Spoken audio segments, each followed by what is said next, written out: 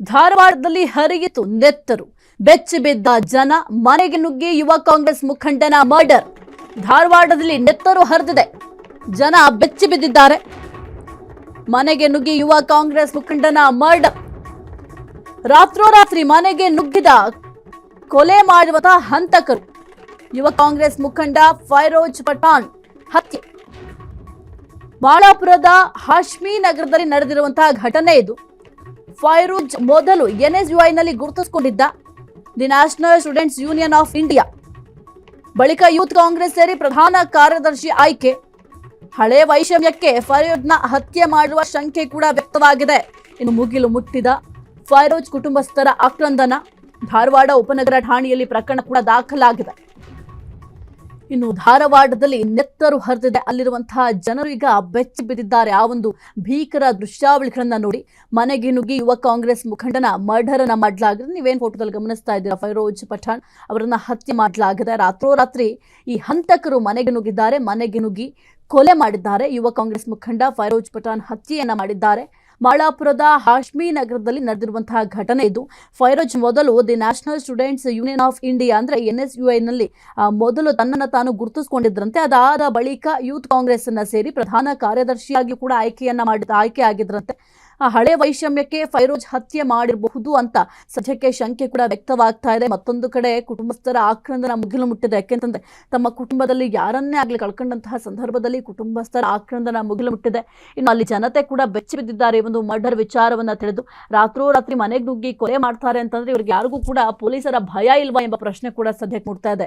ಯಾಕೆಂತಂದ್ರೆ ಅಲ್ಲಿ ಪೊಲೀಸ್ ಏನ್ ಮಾಡ್ತಾ ಇದ್ದಾರೆ, ಈಗ ಸದ್ಯಕ್ಕೆ ಪ್ರಕರಣ ದಾಖಲಾಗಿದೆ. ಅಟ್ಲೀಸ್ಟ್ ಪೊಲೀಸರು ಅಂತ ಅಂದ್ರೆ ಭಯ ಇರಬೇಕು. ಇಂತಹ ಹಂತಕರಿಗೆ ಆ ಒಂದು ಭಯ ಕಡಿಮೆ ಆಗ್ಬಿಟ್ಟಿದೆ ಅನ್ಸುತ್ತೆ, ಪೊಲೀಸರು ಭಯ. ಹಾಗಾಗಿ ಈ ರೀತಿಯಾಗಿ ಹತ್ಯೆ ಮಾಡಿದ್ದಾರೆ ಎಂಬ ವಿಚಾರ ಕೂಡ ಈಗ ಸಾರ್ವಜನಿಕ ವಲಯದಲ್ಲಿ ಬಹಳ ಚರ್ಚೆ ಕೂಡ ಆಗ್ತಾ ಇದೆ. ಒಂದು ಕಡೆ ಕುಟುಂಬಸ್ಥರ ಆಕ್ರಂದನ ಮುಗಿಲು ಮುಟ್ಟಿದೆ. ಫೈರೋಜ್ನನ್ನ ಕಳೆದುಕೊಂಡಂತಹ ಕುಟುಂಬಸ್ಥರು ಕಣ್ಣೀರು ಹಾಕ್ತಾ ಇದ್ದಾರೆ. ನನ್ನ ಮಗನನ್ನ ಕಳ್ಕೊಂಡಿದ್ದೀನಿ ಅಂತ ಸದ್ಯಕ್ಕೆ ಅವರ ತಂದೆ ತಾಯಿ ಕೂಡ ಕಣ್ಣೀರನ್ನ ಹಾಕ್ತಾ ಇದ್ದಾರೆ. ಧಾರವಾಡ ಉಪನಗರ ಠಾಣೆಯಲ್ಲಿ ಪ್ರಕರಣ ಕೂಡ ದಾಖಲಾಗಿದೆ. ಎಸ್ ಕುರಿತು ಹೆಚ್ಚಿನ ಮಾಹಿತಿ ನೀಡ್ತಾರೆ ನಮ್ಮ ಪ್ರತಿನಿಧಿ ಮಂಜುನಾಥ್. ಧಾರವಾಡದಲ್ಲಿ ಈ ಒಂದು ನೆತ್ತರು ಹರಿದಂತಹ ವಿಚಾರ ತಿಳಿದು ಅಲ್ಲಿರುವಂತಹ ಜನರು ಬೆಚ್ಚಿ ಬಿದ್ದಿದ್ದಾರೆ. ಸದ್ಯಕ್ಕೆ ಪೊಲೀಸರು ಯಾವ ರೀತಿಯಲ್ಲಿ ತನಿಖೆಯನ್ನ ಮಾಡ್ತಾ ಇದ್ದಾರೆ, ಆರೋಪಿಗಳ ಸುಳಿವೇನಾದ್ರೂ ಸಿಕ್ಕಿದೆಯಾ? ಎಷ್ಟು ಸಹಿತ ಇದೊಂದು ಘಟನೆ ಧಾರವಾಡದ ಮಾಳಾಪುರದ ಹಾಶ್ಮಿ ನಗರದಲ್ಲಿ ತಡರಾತ್ರಿ ಒಂದು ನಡೆದಿರುವಂತದ್ದು. 4-5 ಜನ ಗುಂಪು ಫೈರೋಜ್ ಪಠಾಣ್ ಎಂಬ ಯುವ ಕಾಂಗ್ರೆಸ್ನ ಲೀಡರ್ ನನ್ನು ಬರ್ಬರವಾಗಿ ಹತ್ಯೆ ಮಾಡ್ತಾರೆ. ಮೊದಲವಾಗಿ ಇಲ್ಲಿ ಅವನ ಮನೆಗೆ ಬರ್ತಾರೆ. ರಾತ್ರಿ ಮನೆಯಲ್ಲಿ ಬಂದ ನಂತರ ಮನೆ ಮುಂಭಾಗದಲ್ಲಿ ಏಕಾಏಕಿ ಓರ್ವ ಫೈರೋಜ್ನ ಮೇಲೆ ಚಾಕುವಿನಿಂದ ಇರಿತ ಮಾಡ್ತಾನೆ. ಇದರಿಂದ ತಪ್ಪಿಸಿಕೊಳ್ಳಲು ಮನೆ ಒಳಗೆ ಫೈರೋಜ್ ಪಠಾಣ್ ಒಳಗೆ ಹೋಗ್ತಾನೆ.